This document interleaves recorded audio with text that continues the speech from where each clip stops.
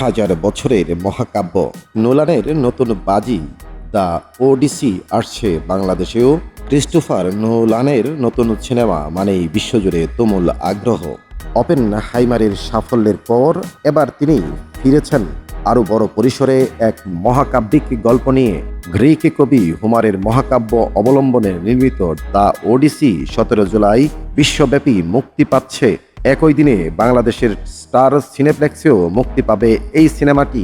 প্রায় 3000 বছর আগে গ্রিক কবি হোমারের মহাকাব্য দ্য ওডিসি অবলম্বনে নির্মিত এই বিশাল বাজেটের সিনেমাটি নিয়ে ইতোমধ্যে বিশ্বজুড়ে তুমুল আলোচনা শুরু হয়েছে। ট্রোজান যুদ্ধ শেষে গ্রিক বীর ওডিসিউসের দীর্ঘ বিপদসংকুল ঘরে ফেরার অভিযানের গল্প নিয়ে নির্মিত হয়েছে সিনেমাটি। ট্রোজান যুদ্ধে 1 দশক কাটানোর পর নিজ রাজ্য ইথাকায় ফেরার পথে ভাগ্যের নির্মম খেলায় সঙ্গীদের থেকে বিচ্ছিন্ন হয়ে পড়েন ওডিসিউস।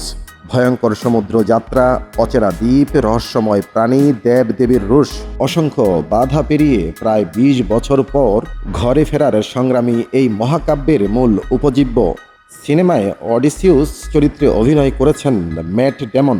তার ছেলে টেলিম্যাকাসের ভূমিকায় রয়েছেন টম হল্যান্ড এবং স্ত্রী পেনেলোপের চরিত্রে দেখা যাবে অ্যান হ্যাথাওয়েকে। আরও অভিনয় করেছেন Robert Pattinson, Zendaya, Charlize Theron, Mia Goth, Benny Safdie, Jon Bernthal সহ এক ঝাঁক তারকা। The Dark Knight trilogy, Inception, Interstellar ও অপেনহাইমার এর নির্মাতা নোলানের ভাষায় দ্য ওডিসি তার ক্যারিয়ারের সবচেয়ে বড়, সবচেয়ে কঠিন এবং সবচেয়ে উচ্চ বিলাসী প্রকল্প। তিনি বলেন, প্রতিটি সিনেমারই নিজস্ব চ্যালেঞ্জ থাকে, কিন্তু এই ছবিটির প্রতিটি ধাপেই ছিল নতুন নতুন চ্যালেঞ্জ। হোমারের অমর কাব্যকে বড় পর্দায় রূপ দেওয়া তার দীর্ঘ চলচ্চিত্র জীবনের সবচেয়ে কঠিন কাজগুলোর একটি।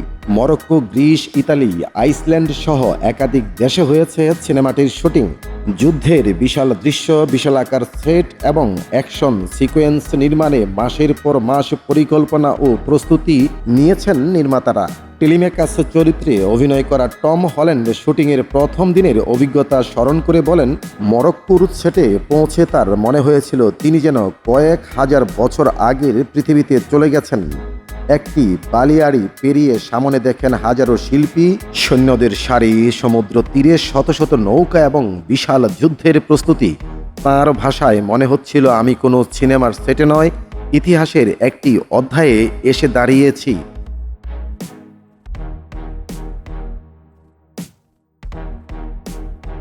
রবিন মাঝার, বিবিসি বাংলা।